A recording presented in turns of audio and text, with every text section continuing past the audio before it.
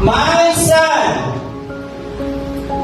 give me your heart.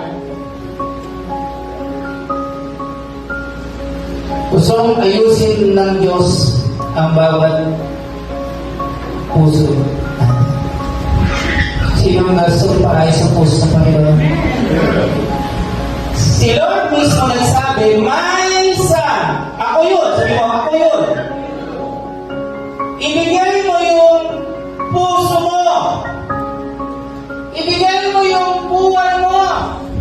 Ibigay mo yung lahat sa'yo. At hindi lamang natapos yun. And fix, and let your eyes fix, and my lips. Pag binigay mo yung puso mo, ulitin ko ulit ha, bibigyan kayo, sa Ezekiel 36, bibigyan kayo ng bagong puso ng Panginoon at bagong espiritu.